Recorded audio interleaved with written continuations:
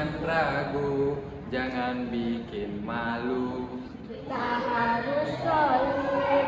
Kita yang paling solid. Kita bersama tak terkalahkan. Bersatu dalam solidaritas, menjaga satu sama lain. Perbedaan bukan halangan.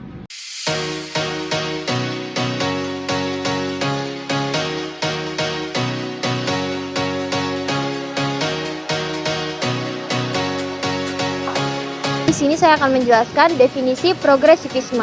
Jadi, progresivisme itu merupakan aliran filsafat pendidikan yang menekankan kepada pendidik, kemampuan peserta didik melalui pengalaman kemampuan diri peserta didik atau kemandirian, dan selalu menunjukkan perubahan dari masing-masing peserta didik. Jadi, pengembangan di sini yaitu peserta didik mendapatkan pengetahuan tambahan dari potensi yang dimiliki, dapat mengembangkan potensi secara mandiri, dan dapat menjadi progres atau kemajuan untuk diri peserta didik dan untuk mencapai tujuan pendidikan. Di sini saya akan menjelaskan pengaruh aliran pendidikan terhadap pendidikan di Indonesia. Saya akan menjelaskan 3 poin yang saya ambil. Yang pertama, perubahan konsep pembelajaran. Kedua, pembelajaran berpusat pada siswa. Ketiga, kurikulum yang fleksibel. Pertama, perubahan konsep pembelajaran. Aliran pendidikan progresivisme mengubah konsep tradisional pendidikan di Indonesia yang lebih bersifat pasif menjadi pendekatan pembelajaran yang lebih efektif. Yang kedua, pembelajaran berpusat pada siswa. Aliran ini menggeser fokus dari guru sebagai sumber pengetahuan utama ke arah siswa yang sebagai aktor utama dalam pembelajaran.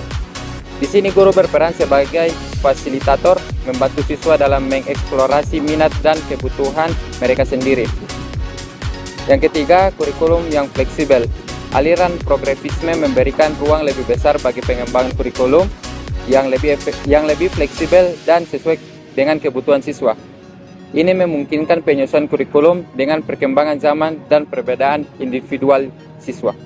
Jadi saya akan melanjutkan pengaruh aliran pendidikan terhadap pendidikan di Indonesia. Yang keempat adalah penguatan keterampilan sosial. Pendidikan progresivisme mendorong kolaborasi, komunikasi, dan keterampilan sosial lainnya. Siswa diajarkan untuk bekerja sama dalam kelompok, berbagi ide, dan memahami perspektif orang lain. Yang kelima adalah mendorong inovasi dalam pendidikan. Pengaruh aliran progresivisme menciptakan ruang bagi inovasi dalam pendidikan Indonesia.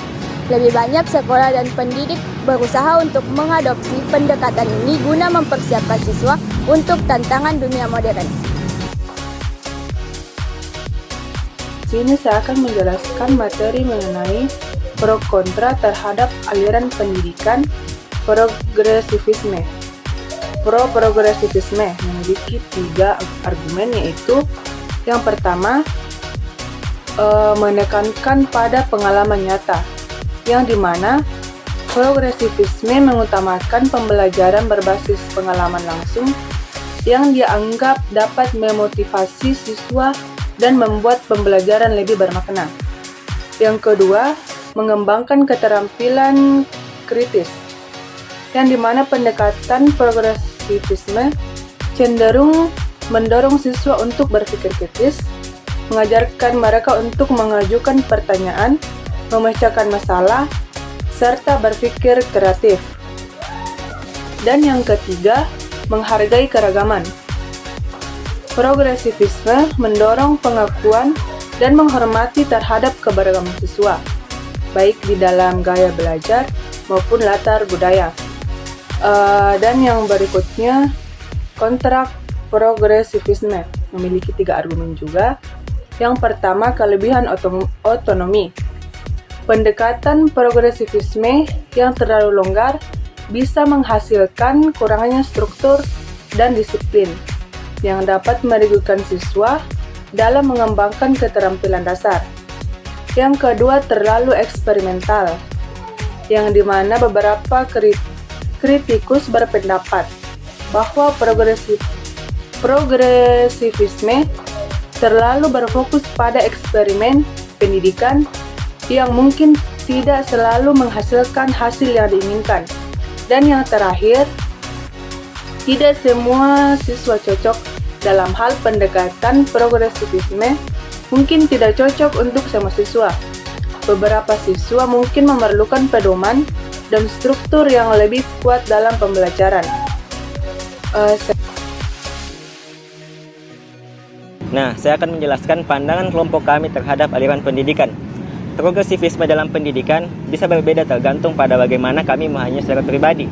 Meskipun demikian, kami telah menyimpulkan beberapa poin. Berikut adalah tanggapan kami terhadap progresivisme dalam pendidikan. Nah, yang poin pertama adalah pendekatan yang mendorong partisipasi aktif. Nah, pendekatan ini sering menekankan peran aktif siswa dalam mengembangkan pemahaman siswa melalui eksplorasi, diskusi, dan proyek kolaboratif. Nah, yang kedua adalah fokus pada pengembangan keterampilan. Progresivisme sebagai pendekatan yang memfokuskan pengembangan keterampilan kritis, kreatif, komunikasi, dan kolaborasi yang penting dan fleksibel terhadap zaman. Baik, saya akan melanjutkan mengenai pandangan kelompok terhadap aliran pendidikan. Nah, selanjutnya itu ada penyesuaian dengan kebutuhan individu, di mana progresivisme ini juga menyesuaikan pembelajaran dengan kebutuhan minat dan bakat individu siswa. Ini memungkinkan dianggap sebagai cara yang lebih inklusif untuk mendidik berbagai jenis siswa. Kemudian yang terakhir, yaitu pembelajaran berpusat pada siswa. Progresivisme menciptakan lingkungan pembelajaran yang memungkinkan siswa untuk mengambil peran aktif dalam pembelajaran pendidikan mereka dan memahami dunia dengan berbagai cara yang lebih mendalam dan lebih bermakna. Itulah tadi presentasi dari kelompok kami. Lebih dan kurangnya mohon dimaafkan. Wabillahi taufiq wal hidayah. Wassalamualaikum warahmatullahi wabarakatuh.